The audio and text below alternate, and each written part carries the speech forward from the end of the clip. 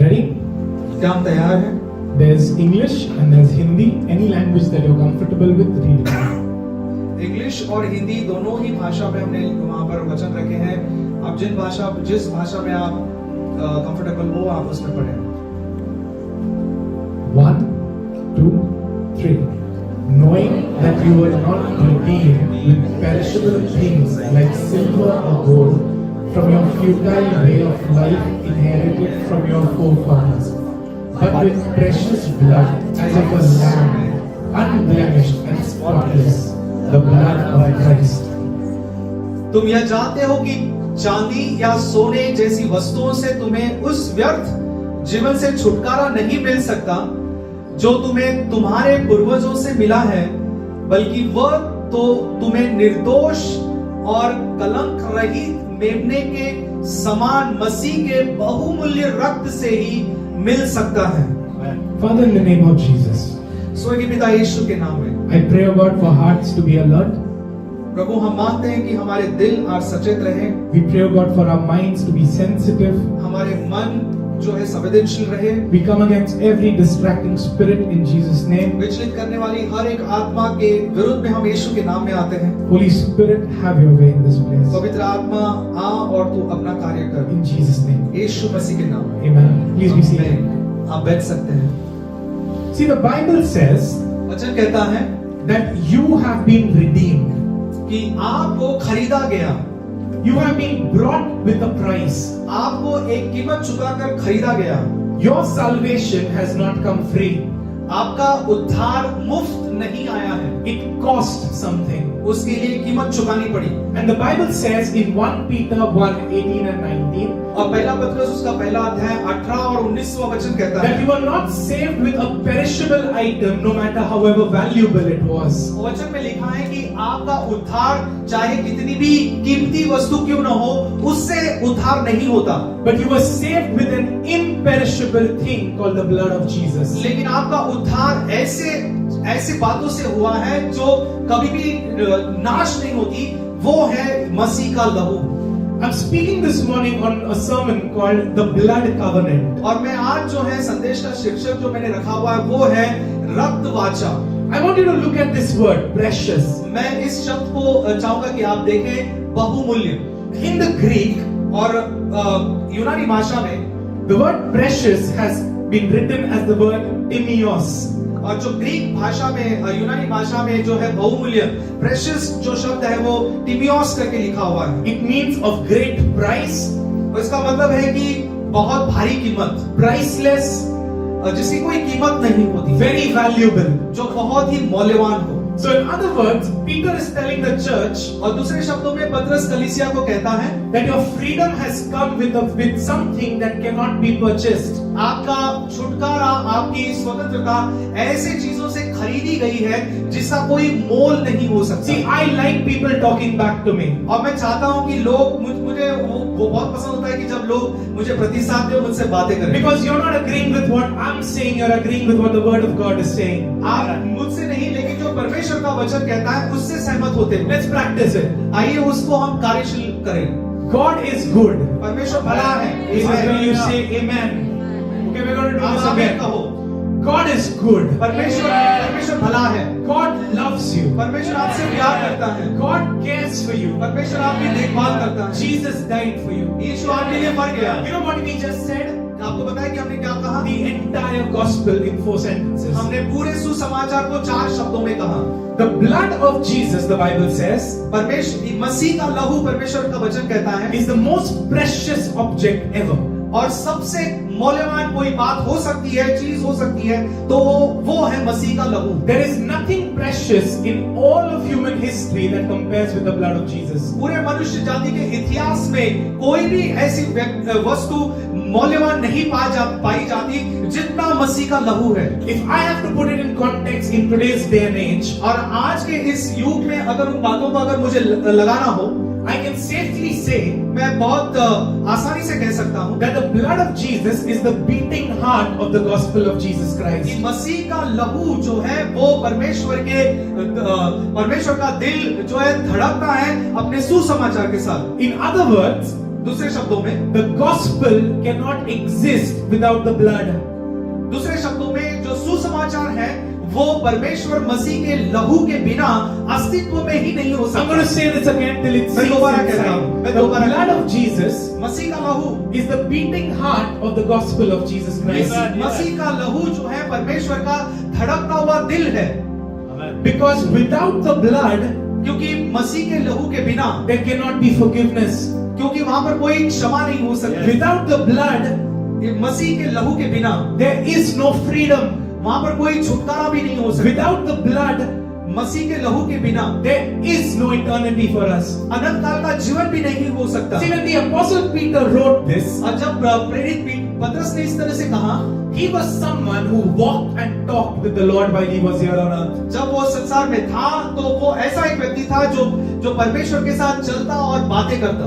He was an eyewitness of what Jesus did on जो earth. यीशु ने पृथ्वी तल पर जो किया उसका वो चश्मदीद गवाह था। He was not only an eyewitness of the life of Jesus, सिर्फ मसीह यीशु के ही जीवन के बारे में नहीं, but he was also an eyewitness of the death and the resurrection of Jesus. लेकिन उसने यीशु मसीह के मरने और उसके स्वर्गारोहण को भी देखा था। In other words, he was दूसरे शब्दों there. में He was there वो वहां पर था when Jesus was crucified. जब यीशु को क्रूस पर चढ़ाया जा रहा था। He ran to the tomb when the news of his resurrection came. और जब यीशु मसीह के पुनरुत्थान की खबर आई तो पतरस ही था जो कब्र की तरफ दौड़ पड़ा।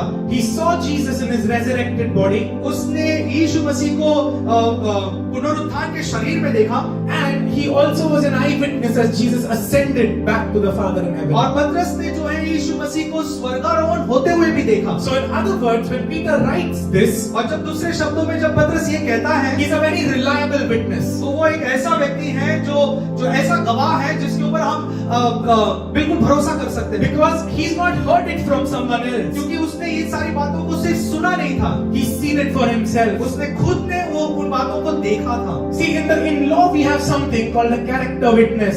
और कानून की भाषा में हमने एक बात को सीखा है जिसको जो है एक ऐसा व्यक्ति जो चश्मदीद गवाह होता है। This character witness और ये जो गवाह होता है is very crucial because he gives testimony of someone else's character. चश्मदीद गवाह जो होता है वो बहुत जरूरी होता है क्योंकि कानून की भाषा में, क्योंकि यही ये व्यक्ति होता है जिसने आंखों देखा हाल जो है उसे बताना होता है। So Peter can be characterized as a character witness. तो पतरस जो है वो एक चश्मदीद गवाह है जो हमें आंखों देखा हाल बता He देता है। says वो कहता है that we have not been redeemed by objects that can perish. वो कहता है कि हम ऐसी चीजों से नहीं हमारा उद्धार होता है जो नश्वर है, But we have been redeemed by an object that never perishes, that is the precious blood of Jesus. लेकिन हमारा उद्धार ऐसी बातों से हुआ है जो कभी भी नाश नहीं होता, जो है मसीह का लहू। Now, what is the significance of the blood of Jesus? मसीह के लहू का महत्व क्या है? The first point that I want to speak about पहला मुद्दा जो मैं कहना चाहूं is that the Bible calls the blood of Jesus precious. कि परमेश्वर का लहू, परमेश्वर का वचन जो है उसे मौल्यवान कहता है। There are 66 books in our Bible. पूरे बाइबल में 66 किताबें हैं। Not once has the Bible referred to anyone else's blood as precious. पूरे 66 किताबों में मसीह के लहू के बिना ऐसा कोई दूसरा लहू नहीं जो मौल्यवान ठहराया गया हो। In other words, the blood of Jesus is an exception to all of human history. दूसरे शब्दों में कि पूरे मनुष्य जाति के इतिहास में मसीह का लहू सबसे मौल्यवान कहा गया, Because this blood क्योंकि यही मसीह का लहू has been described by very God himself as precious. क्योंकि यही मसीह का लहू है जिसका परमेश्वर ने खुद सबसे बहुमूल्य लहू ऐसा वर्णन किया है। You had good people live on earth before Jesus. यीशु मसीह के पहले बहुत सारे अच्छे लोग भी जिए। You had Abraham, whom the Bible says was a friend of God. Abraham जो परमेश्वर का वचन कहता है कि वो परमेश्वर का दोस्त था। You have Moses, whose God says God spoke to him like a man speaks to his friend. वचन में मूसा भी व्यक्ति है जिसके बारे में लिखा गया है कि जैसा एक व्यक्ति अपने दोस्त से बात करता है वैसे परमेश्वर उसे बातें करता था। You have Joshua, who in the book of Exodus the Bible says never departed from the tabernacle because he wanted to spend time in the presence of God. निर्गमन की किताब में यहोशू जो है वो एक ऐसा व्यक्ति था जो ऐसा व्यक्ति जो परमेश्वर के तंबू से अलग नहीं होना चाहता था, क्योंकि वो परमेश्वर की उपस्थिति में बना रहता था। You had David, whom the Bible says was a man after God's own heart. आप एक दाऊद भी व्यक्ति जो वचन में लिखा गया है, जिसको कहा गया है कि वो परमेश्वर के दिल से जुड़ा हुआ व्यक्ति है। You have Isaiah who prophesied about the coming of the Messiah. वचन में यशायाह के बारे में भी लिखा गया है, जो ऐसा व्यक्ति जिसने मसीह के आने के बारे में भविष्यवाणी की। You have prophets after prophet after prophet that is mentioned in the Bible. और के बाद और एक नबी वचन में लिखे गए हैं। But none of their blood has ever been described as precious. लेकिन किसी भी व्यक्ति का लहू इतना बहुमूल्य नहीं ठहराया गया जितना मसीह यीशु का लहू ठहराया गया। So Jesus' blood is precious. मसीह यीशु का लहू सबसे बहुमूल्य है। The second point, दूसरा मुद्दा, Jesus' blood was not corrupted blood. यीशु का लहू किसी भी तरह से कोई भ्रष्टित नहीं था। See, the gospel writes सुसमाचार कहता है about the birth of Jesus. यीशु के जन्म के बारे में। You'll remember in Genesis when God created the heavens and the earth. जब परमेश्वर ने उत्पत्ति की किताब में हम पढ़ते हैं कि जब परमेश्वर ने स्वर्ग और पृथ्वी का निर्माण किया, God created man in God's likeness and image. परमेश्वर ने मनुष्य को अपनी खुद की प्रतिमा में बनाया, रचाया। But the minute Adam sinned, लेकिन जैसे ही आदम ने पाप किया, sin entered the world. पाप ने संसार में प्रवेश किया। In other words, Adam's शब्दों में blood got corrupted. दूसरे शब्दों में आदम का लहू भ्रष्टित हो गया। Everyone who has descended from Adam and Eve have corrupted blood. क्योंकि आदम का लहू भ्रष्ट हो गया, तो इसका मतलब है कि आदम और हवा से आया हुआ हर एक मनुष्य जो है उसका भी लहू भ्रष्ट हो गया। Not only us, न तो सिर्फ हम, but even future generations that are born on earth descend from Adam and therefore their blood is corrupted. न तो सिर्फ हम, बट आने वाली हर जाति जो है, हर एक मनुष्य जो है जो जन्म लेगा वो भी आदम और हवा के भ्रष्ट लहू से आता है। But Jesus is different. लेकिन यीशु अलग है। The Bible says वचन कहता है that Jesus was born through supernatural intervention. यीशु का जन्म जो है वो अलौकिक बातों से हुआ, अलौकिक तरीके से हुआ। His blood was not Adam's blood. उसका लहू आदम का लहू नहीं था। He carried divine blood. उसके पास ईश्वरीय लहू था। Humanity ended up carrying Adam's sin. मनुष्य जाति जो है उसने आदम के लहू को ले लिया। But Jesus carried the Father's blamelessness and His holiness. लेकिन यीशु के पास उसके स्वर्गीय पिता का निष्पापन उसके लहू में था। See in the book of Luke 1:35. लूका उसका पहला अध्याय 31वें वचन, 35वें वचन When the angel Gabriel visits Mary, जहाँ पे गब्रियल स्वर्गदूत जब मरियम के पास आया, the Bible says, वचन कहता है, this is what the angel tells Mary, और ये उस स्वर्गदूत ने मरियम से ये कहा, that the Holy Spirit will come upon you and the power of the Most High will overshadow you. So the baby to be born will be holy and he will be called the Son of God. और स्वर्गदूत ने उससे कहा, तेरे पास पवित्र आत्मा आएगा और परम प्रधान की शक्ति तुझे अपनी छाया में ले लेगी। इस प्रकार वह जन्म लेने वाला पवित्र बालक परमेश्वर का पुत्र कहलाएगा। You and I, आप और हम descend from Adam. हम आदम से आते हैं, Therefore, इसीलिए we are sons of Adam. हम आदम के पुत्र होते हैं। But when Jesus was born, लेकिन जब यीशु का जन्म हुआ he descended from God, और वो परमेश्वर से आया, and therefore the Bible refers to him और इसलिए परमेश्वर का वचन उसके बारे में कहता है as the Son of God. वो कहता है कि परमेश्वर का पुत्र। He did not inherit Adam's sin.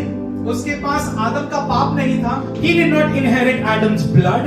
उसके पास आदम का लहू नहीं था। He came to earth वो इस संसार में आया with the Father's holiness and the Father's blamelessness. परमेश्वर पिता का निष्पापन और परमेश्वर पिता का पवित्रता को लेकर आया। See, I want you to understand this portion of history. और इसीलिए इतिहास के इस भाग को जरूर जाने, समझे। God ensured कि परमेश्वर ने ये ठान लिया that divinity would be born in the form of humanity just so that humanity could be saved. ईश्वरीयता जो है वो जरूरी है कि मनुष्य जाति का जन्म ले, ताकि मनुष्य जाति का जन्म ईश्वरीयता में उसका उद्धार हो। So in the womb of Mary, और इसलिए मरियम के उस गर्भ में God ensured that He would send His Son in human form. और इसलिए परमेश्वर ने ठान लिया कि वो अपने पवित्र पुत्र को जो है मनुष्य जाति में डाल देगा। But does that mean Jesus was not a man? क्या आप इस तरह से सोचते हो कि इसका ये मतलब है कि वो मनुष्य नहीं था? Of course not. Of course not. Jesus was both God and both man at the same time. यीशु मसीह दोनों ही एक ही समय में वो परमेश्वर भी था और वो मनुष्य भी था। So see, now very often I have heard people say, और बहुत से बार मैं लोगों को ये कहते हुए सुनता हूँ that you know when the angel came and spoke to Mary, और जब स्वर्गदूत आया और उसने मरियम से बातें की, that even she was blameless. वहां पर लिखा है, लोग कहते हैं कि यहाँ तक कि मरियम भी निष्पाप थी। But when you look at the word, the Bible, what it says, लेकिन जब परमेश्वर के वचन को आप देखते हो, it says that Mary वो कहता है कि Maryam descended from Adam. Maryam भी See, I want you to listen to what I'm आदम के saying. विरासत में आई थी। Because Mary descends from Adam, क्योंकि मरियम भी आदम से आती है, her blood carried Adam's blood. उसका लहू आदम का लहू था। So God, when He came to Mary, और जब परमेश्वर मरियम के पास आया, it was because she found favor. वो इसलिए आया था क्योंकि वचन में लिखा है कि मरियम ने परमेश्वर के नजर में कृपा दृष्टि पाई। But it was not because that she was perfect. इसके लिए इसका ये मतलब नहीं क्योंकि वो निष्पाप थी और सिद्ध थी, इसलिए परमेश्वर का अनुग्रह उस पर आया। Now some of you may have heard something different. आपने कुछ और भी बातों को सुना। But let's look at what the scripture says. लेकिन आइए परमेश्वर के वचन में देखें कि क्या कहता है। See, the Bible says in वचन में Luke लिखा है, 1:46 and 47 that Mary sings out to God. लूका उसका पहला अध्याय 46 और 47 वचन में मरियम परमेश्वर की ओर एक गाना, स्तुति गान प्रस्तुत करती She है। says, how my soul praises the Lord, वो कहती है कि मेरा आत्मा प्रभु की कैसी स्तुति करता है, and how does my spirit rejoice in God my Savior. वो कहती है कि मेरा आत्मा मेरे रखवाले परमेश्वर में कैसा आनंदित होता है, Showing that every human being needs a Savior. इसका ये मतलब है कि हर एक मनुष्य को उद्धारकर्ता की जरूरत है। Jesus' blood यीशु का लहू was absolutely spotless. परमेश्वर यीशु मसीह का लहू वो पूरी तरह से निष्कलंक था। The third point that I want to speak on, और तीसरा मुद्दा ये है, Jesus' blood is the ultimate price for man's freedom. मनुष्य के छुटकारा के लिए जो कीमत है वो सबसे आखिरी कीमत वो थी कि यीशु मसीह का लहू बहाया जाए। In the book of Genesis, उत्पत्ति की किताब में we read a story about two brothers, हमने दो भाइयों की कहानी सुनी, Cain and Abel. काइन और Abel. The Bible says that Cain's offering got rejected, but Abel's offering was pleasing to him. वचन में लिखा है कि काइन की जो बलिदान जो था वो ठुटकारा गया, लेकिन आबेल का जो बलिदान था उसे अपनाया गया। Cain ends up killing his brother. Cain जो है वो अपने भाई को मार डालता है। And God asks Cain, और फिर परमेश्वर काइन को पूछता है, where is your brother? वो कहता है कि तेरा भाई कहाँ है? Cain says, how would I know? I am not my brother's Cain कहता keeper. है कि मुझे क्या पता, क्या मैं मेरे भाई का रखवाला हूँ? But God then says to Cain, लेकिन फिर परमेश्वर काइन से कहता है, look, the blood of Abel is crying out to me. देख आबेल का जो लहू है वो मेरी तरफ दुहाई देता है। The Hebrew word that is used here for the word cry और दुहाई के लिए जो इब्रानी शब्द इस्तेमाल किया गया है is the word tasak. तसाक। It means to wail. इसका ये मतलब है कि बहुत जोर से रोना, विलाप करना। It's to be in distress. और इसका ये मतलब है कि पीड़ा में आकर, पीड़ित होकर जो है रोना। It is to cry out without hope. और बिना किसी आशा के साथ रोते रहना। That tells us a character of blood. और यही जो है बात जो है हमें लहू के चरित्र के बारे में बताती है। It says that blood speaks. कि लहू बातें करता है। Abel's blood cried out to God saying, give me कि justice. आबेल का जो लहू था वो परमेश्वर की तरफ दुहाई दे रहा था कि मुझे मेरा न्याय कर। But when Jesus bled, लेकिन जब यीशु का लहू आया, his blood cried out, उसके लहू ने इस तरह से दुहाई दी, it is finished. उसने कहा कि ये खत्म हुआ। आमेन। हालेलुया। When Abel cried out, जब आबेल का लहू दुहाई दी he cried out, God avenge me. कि उसका लहू ये कहने लगा कि प्रभु मेरा बदला ले। But when Jesus died, लेकिन जब यीशु मसीह मरा, he for eternity his blood screams. अनंत काल के लिए उसका लहू ये दुहाई देता है Liberty is yours. कि छुटकारा आपका है। See, I want this to sink inside मैं us. चाहता हूँ कि इन सारी बातों को आप ले लें। We've heard so many sermons on the blood. और हमने लहू के बारे में इतना कुछ सुना, Let's never forget what it actually does. लेकिन इन बातों को ना भूले कि सही में परमेश्वर का लहू यीशु मसीह का लहू हमारे लिए क्या करता है। What is the need for blood? लहू के बहाने की जरूरत क्या थी? You know, when Adam and Eve sinned, जब आदम और हवा ने पाप किया, one of the first things that God did एक सबसे महत्वपूर्ण बात जो परमेश्वर ने की, before he cast them out of Eden, और आदम और हवा को उस बगीचे से बाहर करने के पहले, is that he clothed them, कि वो परमेश्वर ने उन्हें कपड़े पहनाए, clothed them with the skin of an animal. जानवर की खाल से जो है उनके लिए परमेश्वर ने खुद कपड़े बनाए। In other words, the first blood sacrifice recorded in the Bible happened in the Garden of Eden. तो इसका ये मतलब है कि अगर पहला कोई जानवर का बलिदान चढ़ाया गया तो वो आदम के बगीचे में चढ़ाया गया। Let's understand a little more about this. इस बात को और समझें। Adam and Eve have sinned. आदम और हवा ने पाप किया। God, who used to walk with them, has now cast them out of Eden. जो आदम और हवा जो परमेश्वर के साथ चलते रहते थे, अब परमेश्वर ने उनको उस आदम की बगीचे से बाहर कर दिया। But look at the heart of Father God. लेकिन परमेश्वर के दिल को देखिए। Before sending them out, He gives them a promise. और इसके पहले कि वो उस आदम के बगीचे से उनको बाहर कर दे, परमेश्वर ने उनको वादा दिया। He gives them a promise of the sign of something to come. और परमेश्वर ने एक ऐसा वादा दिया, एक ऐसा चिन्ह दिया जो आने पर है। That in the garden, I'm covering you now with the blood, with the skin of an animal. मैं इस बगीचे में तुम दोनों को जो है जानवर की खाल से कपड़े पहनाता हूँ, which will cover your nakedness. जो तुम्हारे नंगेपन को ढक दे। But He promised them, लेकिन परमेश्वर ने उनको वादा दिया that a day is coming, लेकिन एक दिन आएगा when the very power of sin over them will be broken. कि उनका जो पाप के ऊपर की जो प्रभुता है वो ही तोड़ी जाएगी। Understand the heart of God. परमेश्वर पिता के दिल को समझिए। God immediately recognized that the devil had been given legal right by Adam. और इस बात को समझिए कि जब आदम और हवा ने पाप किया, उसी समय आदम और हवा ने अपना सारा अधिकार शैतान को दे दिया। And God knew, परमेश्वर जानता था, that in order to win them back, कि उनको दोबारा जीतने के लिए He would first have to break the legal right that Satan had been given. जो शैतान को जो वास्तविक अधिकार दे दिया गया था, वो अधिकार छीना जाए। Now, all of us may wonder, okay, fine, that was great then. और हम सब इस तरह से सोचे कि हाँ, उस समय तो वो सब ठीक था। But what does the blood of Jesus do?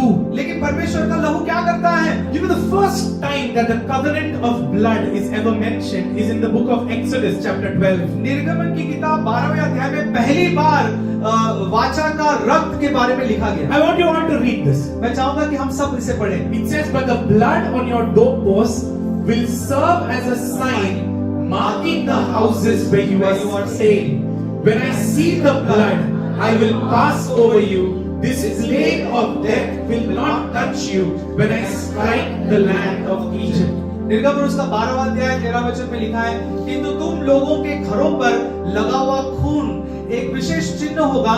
जब मैं खून देखूंगा तो मैं तुम लोगों के घरों को छोड़ता हुआ गुजर जाऊंगा। मैं मिस्र के लोगों के लिए हानिकारक चीजें उत्पन्न करूंगा, किंतु उन बुरी बीमारियों में से कोई भी तुम लोगों की हानि नहीं पहुंचाएगी। Do you know what you just read? क्या आपको पता है कि आपने क्या पढ़ा? You've read the best insurance policy in the world. संसार की सबसे उत्तम इंश्योरेंस पॉलिसी ये है, Nothing that the devil can throw your way is going to touch you. शैतान आपके मार्ग पर चाहे जितनी भी गंदगी आपके तरफ क्यों ना फेंके, लेकिन वो आपके करीब नहीं आएगी। There can be 10,000 COVIDs coming. और चाहे 10,000 कोविड आ जाए, There can be something new that comes up. शायद कोविड के अलावा और कुछ नई चीजें आए, But the blood of Jesus stands between you and everything else. पर मसीह यीशु का जीवित लहू आपके और उस बीमारियों के बीच में आपकी सुरक्षितता बनकर खड़ा रहता है। I want to show you something that the Lord showed me. और जो मुझे परमेश्वर ने बताया, जो दिखाया, मैं आपको दिखाना Are चाहता you हूँ। ready? क्या आप तैयार हो? Let's read Exodus 12, 22 and 23. निर्गमन उसका 12वां अध्याय 22 और 23वां वचन। Look at this very closely. ध्यान से सुनिए। Drain the blood in a basin. This is Moses telling the Israelites. मूसा ने इस्राएलियों को ये कहा, And let's read it. It says, brush the hyssop. Then he's talking about the dough frame. He says, brush the hyssop across the top and the sides of the dough frame of your house. अब ध्यान से सुनिए। वहां पे लिखा है कि जूफा के गुच्छों को लो और खून से भरे प्यालों में उन्हें डुबाओ। खून से जो दरवाजे हैं दोनों पट्टों पर और सिरों को रंग दो। कोई भी व्यक्ति सवेरा होने से पहले अपना घर ना छोड़े। It says, for the Lord will pass through the land to strike down the Egyptians, but when he sees the blood on the top and the sides of the door frames, the Lord will pass over your house. He will not permit his death angel to enter your house and strike you down. 23 वचन, उस समय जब यहोवा पहलौठी संतानों को मारने के लिए मिस्र से होकर जाएगा, तो वो चौखट के दोनों पट्टों और सिरों पर खून देखेगा, यानी ऊपर और दोनों तरफ। तब यहोवा उस घर की रक्षा करेगा। यहोवा नाश करने वाले को तुम्हारे घरों के भीतर आने और तुम लोगों को चोट नहीं पहुंचाने देगा। Some of us wonder, this was for the Israelites, और कुछ लोग सोचते हैं कि ये इस्राएलियों के लिए है, that it's not for you today. और ये आज के लिए हमारे लिए नहीं है। You know that's not true. ये सच नहीं है, Because God was speaking with an allegory or a parable or a picture to them. क्योंकि परमेश्वर जो है उनसे इस दृश्य के साथ बातें कर रहा था। What does this signify? और इसका मतलब क्या है?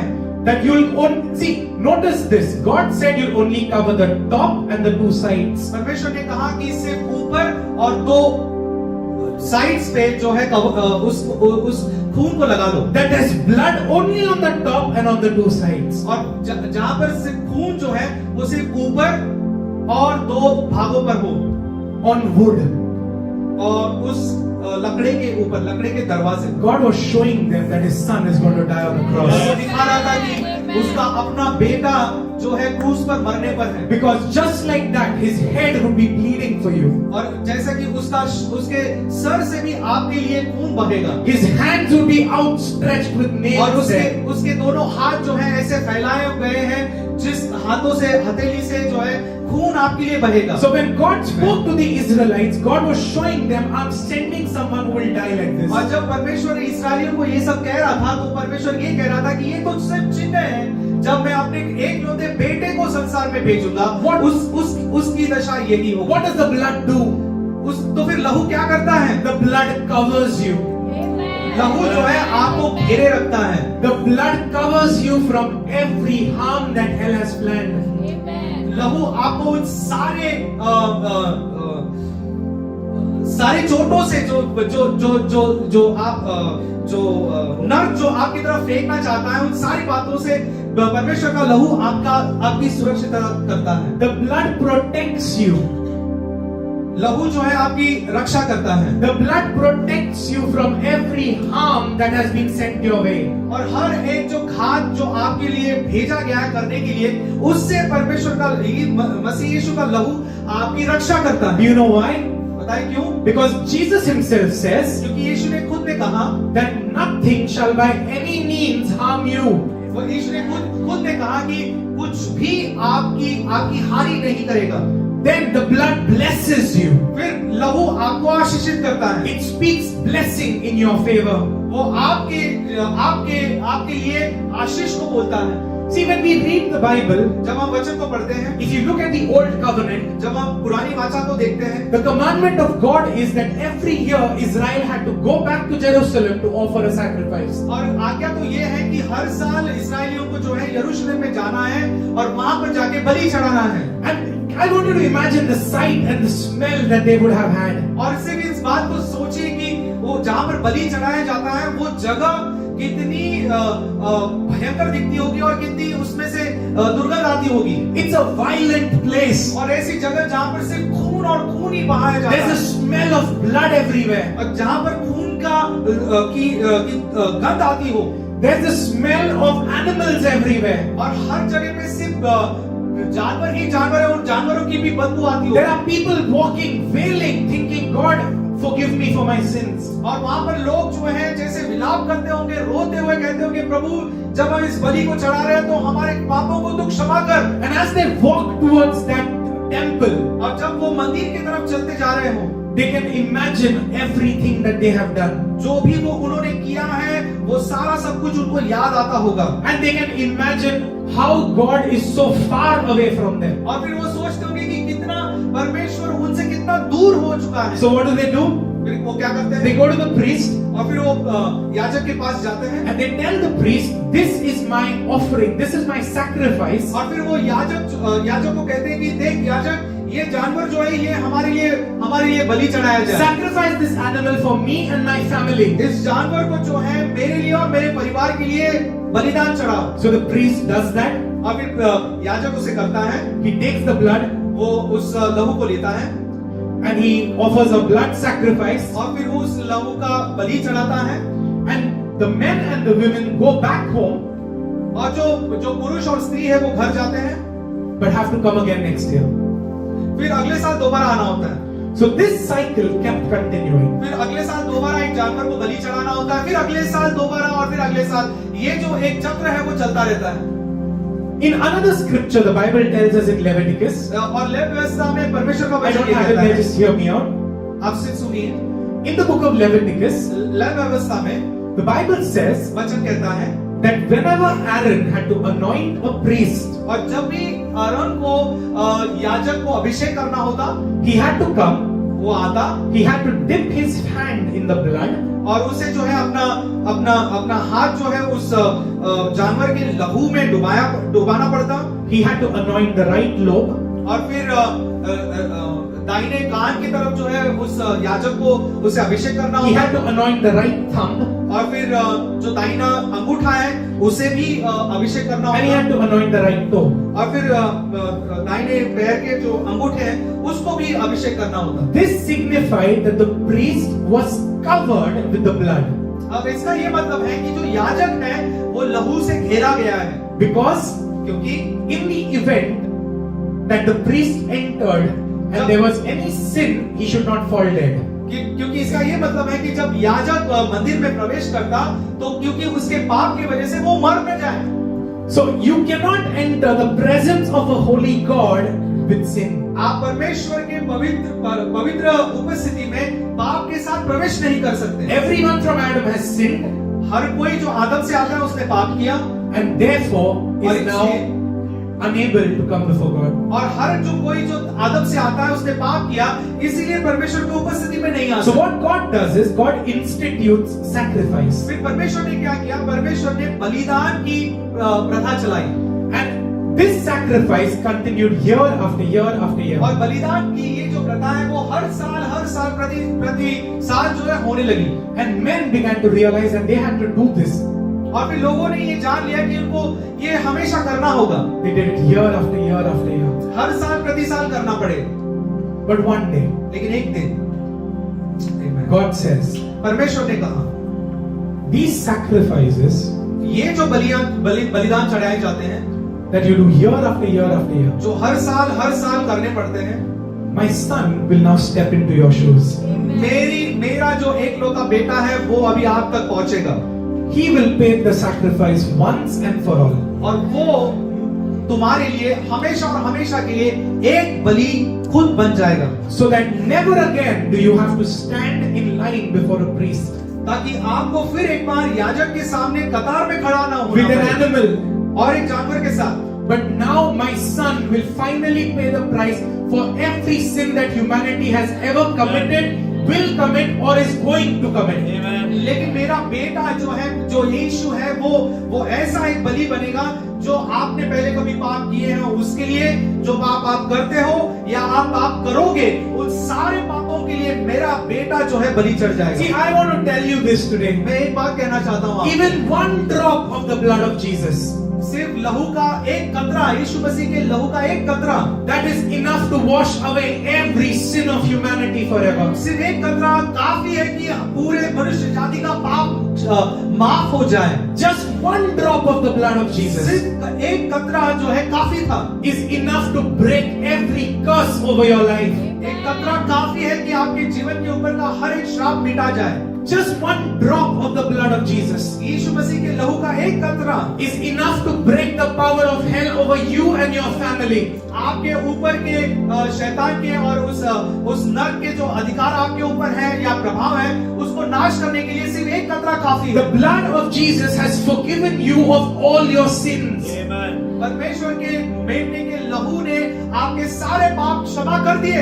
No demon in hell can today stand in front of you and accuse you of sin. शैतान का कोई भी दुष्ट आत्मा आपके सामने खड़ा होके आपको आपके पाप के लिए दोषी नहीं ठहरा सकता। You know, even Satan himself, if he comes and says, you have sinned, you can tell him that the blood of Jesus speaks on my behalf. और जब शैतान आपके पास सामने खुद आकर कहता है कि देख तूने पाप किया, तो आप खड़े होकर कह सकते हो कि परमेश्वर के मेमने के लहू ने मुझे पूरी तरह से माफ कर दिया। What is under the blood is under the blood. जो लहू के घेरे में है, वो हमेशा लहू के घेरे में And the Bible says, I remember your sins no more. और वचन कहता है कि मैं तुम्हारे पापों को कभी भी याद नहीं करूंगा। So if God is saying, I do not remember your sins, और जब परमेश्वर कहता है कि मैं तुम्हारे पापों को कभी याद नहीं करूंगा, who are you to remember your brother's sin? तो फिर आप अपने भाई के पाप को याद करने में कौन होते हो? See, very often what happens is we remember someone else's sin, हम बहुत से बार जो है किसी और के पाप को याद करते हैं, but we tend to forget our own. हम अपने खुद के पाप भूल जाते हैं। We love to point the finger at someone else and say, look, अपने he खुद के sinned. पाप भूल जाते हैं और दूसरों के याद रखते हैं। हमें बहुत अच्छा लगता है कि हम अपनी उंगली किसी और व्यक्ति के सामने उठाएं। You know what we are? पता है कि हम कौन हैं? We are excellent prosecutors for someone else, but excellent defense attorneys for ourselves.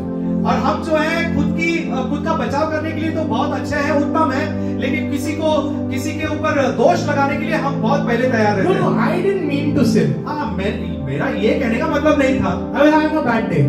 बहुत एक खराब दिन था। I didn't intend to say that.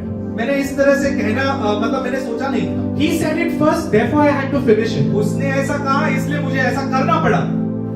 Don't do the devil's work for him. शैतान के काम को हम ना करें। You've been bought with a price. आपको और मुझे एक कीमत चुकाकर जो है खरीदा गया। You know, I want to tell you this. और एक बात मैं कहना चाहूँगा, When we get to heaven one day, और जब एक दिन हम स्वर्ग जाएंगे, you're going to see crores and crores and crores of people. हम जो है लाखों करोड़ों लोगों को देखेंगे। And not because they are good that they are there. और इसलिए नहीं क्योंकि वो बहुत अच्छे लोग थे इसलिए वो वहां पर। Being good doesn't take you to heaven. अच्छा होना आपको स्वर्ग नहीं लेकर जाता। If being good took you to heaven, Jesus wouldn't have to suffer on earth. अच्छा होना अगर आपको स्वर्ग लेकर जाता तो फिर यीशु मसीह को क्रूस पर नहीं मरना पड़ता। Only the blood of Jesus takes you there. Amen. सिर्फ यीशु का लहू ही हमें स्वर्ग लेकर जाता है। When these people are worshiping God, see the Bible says in the book of Revelation और प्रकाशित वाक्य के उस किताब में इसके बारे में लिखा that है, there's a sound saying, "We thank you, Lord, because you have redeemed them by your blood." एक आवाज ऊंचे स्वर में बोली जाती है कि प्रभु तेरा धन्यवाद हो क्योंकि मेमने के लहू ने हमें बचा दिया। Even heaven recognizes the blood of Jesus has saved you. यहाँ तक कि जो स्वर्ग है वो भी जानता है, पहचानता है कि स्वर्ग कि सिर्फ परमेश्वर का मेमने का लहू ही हमें बचाता है। We will all stand right before God because of what the blood of Jesus has done for us. और हम क्योंकि यीशु मसीह के लहू ने जो हमारे लिए किया है उसी के द्वारा हम परमेश्वर के सामने सही बनाए जाते हैं। And I want to just give you a promise today. और मैं आपको एक वादा देना चाहता हूँ। I don't know who this is for, और मैं नहीं जानता हूँ ये किसके लिए है। but some of you are facing dead situations in your life. आपके जीवन में बिल्कुल मृत इस तरह की परिस्थितियां हैं। It's the same circle after circle after circle. या एक ही चक्र जो है बार बार आपके जीवन में घूमता जा रहा है। You come to the edge of your breakthrough and it goes. आप अपने सफलता के कोने तक पहुंचते हो, छोर तक पहुंचते हो, लेकिन सफलता आपसे दूर हो जाती है। Every year your money is spent on doctors and medical bills. हर साल जो है आपके पैसे जो है डॉक्टर्स और मेडिकल बिल्स पर खर्च होते हैं। I want to give you this promise और मैं today. आपको एक वादा देना चाहता हूँ। पास आए। You know, he's reaching out to you today. वो आपके पास आता है आज। He's reaching out to you वो today. आपके पास आता है। Amen. Amen.